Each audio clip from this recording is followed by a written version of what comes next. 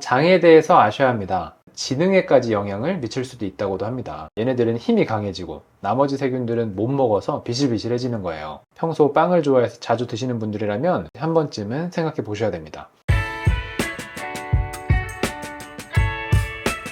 이게 무슨 소린가 싶습니다. 장 속 세균들이 다이어트를 하다뇨? 똑같이 빵 한 조각을 먹어도 쟤는 살 안 찌는데 왜 나만 유독 붓는 느낌이고 살이 찌는 것 같지? 이렇게 주변에서 한마디씩 또 합니다. 언니는 이것밖에 안 먹는데 살찌는 거 보면 참 신기하다. 이런 소리 듣는 것도 속상하죠?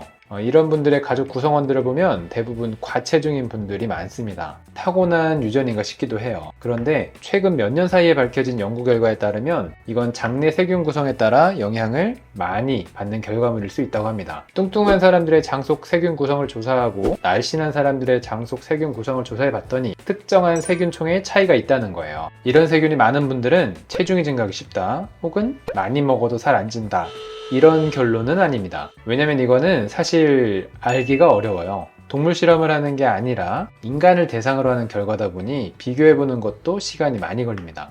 하지만 다이어트를 목적으로 하는 분들에게는 분명 도움이 되는 내용이 있습니다. 우선 장에 대해서 아셔야 합니다.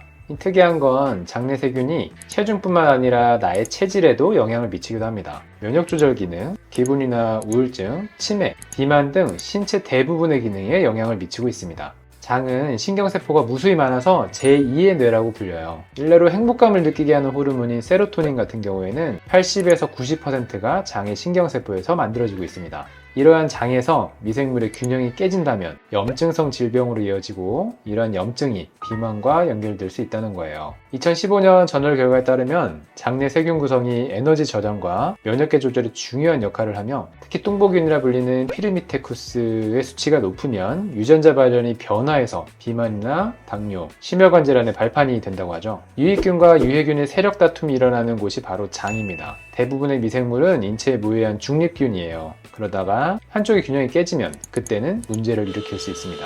이러한 결과를 보면 우리가 해야 할 건 명확해 보입니다. 장내 세균들의 구성을 바꾸는 거예요. 유해균의 비율을 줄이고 유익균을 늘리는 거죠. 우리가 평소에 유산균을 먹고 영양제를 챙겨 드시는 이유이기도 합니다. 첫 번째로는 유해균의 먹이인 설탕류를 제한하고 유익균의 먹이인 식이섬유 섭취를 늘려야 합니다. 앞서 장내 미생물이 우리의 체질이나 기분을 조절할 수 있다고 말씀을 드렸죠. 2017년 연구 결과에서는 지능에까지 영향을 미칠 수도 있다고도 합니다. 그러면서 특이한 결과가 하나 있었는데 바로 장내 미생물들이 우리 뇌에 영향을 미친다는 거예요.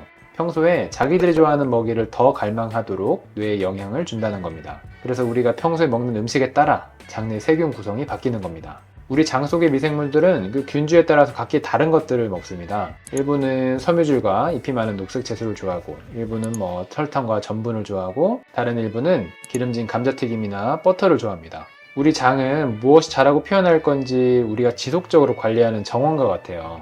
만약 우리가 건강하게 먹으면 우리는 건강한 음식을 좋아하는 세균을 키우는 거예요. 반대로 패스트푸드를 많이 먹으면 패스트푸드를 좋아하는 세균을 키우는 겁니다. 우리가 스트레스를 받거나 일이 많아서 힘들 때 손쉽게 먹는 빵이나 감자튀김, 초콜릿 같은 패스트푸드를 찾게 되죠. 이것들은 빵이나 패스트푸드 세균에게 좋은 일입니다. 그들에게 먹이를 공급해주니까 얘네들은 힘이 강해지고 나머지 세균들은 못 먹어서 비실비실해지는 거예요. 이렇게 먹이를 공급해주면 그들은 무수히 늘어나고 그만큼 세력이 강해져서 야채를 좋아하는 세균들의 공간을 점령해버리는 거예요. 하지만 더 나쁜 것은 얘네들이 뇌에게 계속 이걸 더 먹으라고 신호를 보내는 겁니다.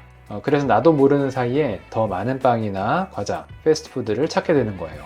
이러한 악순환이 돌아가기 시작하면 체중 증가에 엄청난 영향을 주게 됩니다. 스트레스 받아서 단 걸 찾거나 평소 빵을 좋아해서 자주 드시는 분들이라면 왜 자꾸 이렇게 중독 증상처럼 나타나는 건지 한 번쯤은 생각해 보셔야 됩니다. 또 감기약이나 기타 항생제 복용을 조심하셔야 됩니다.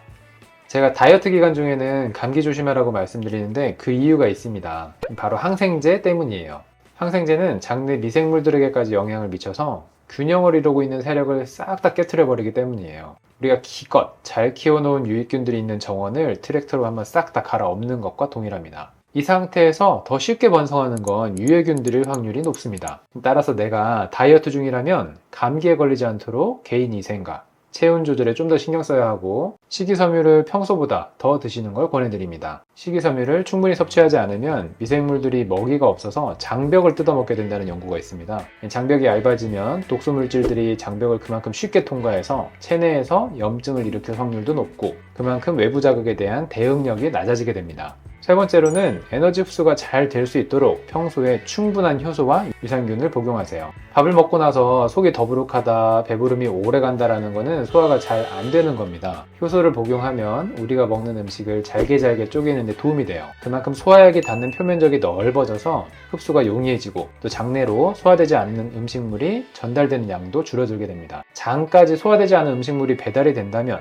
배출되기 전까지 그 안에서 부패할 확률도 높아서 독소물질이 많이 나올 수 있어요. 평소 효소를 충분히 복용해 주신다면 소화 흡수에 도움이 되고 면역력을 유지하는 데 도움이 됩니다. 사실 효소는 역가 수치가 그렇게 중요하지는 않아요. 자연적인 발효를 하면 역가 수치가 100만 단위로 나오기는 어렵습니다. 그래서 부원료를 넣기도 하죠. 어떤 부원료가 들어갔는지가 효소 제품을 고르는데 핵심이라고 보시면 돼요.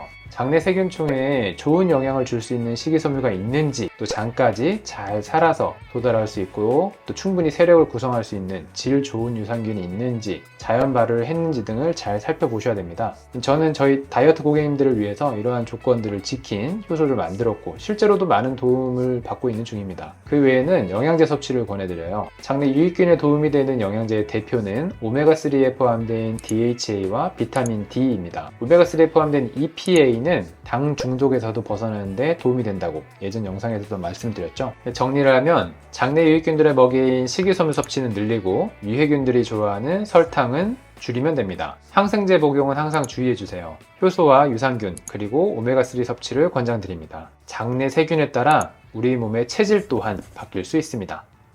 오늘부터는 내 몸속에 정원을 키운다는 생각으로 좋은 먹이를 충분히 공급해 주세요. 유해균들이 좋아하는 고당분을 줄이시면 됩니다. 구독과 좋아요 부탁드릴게요.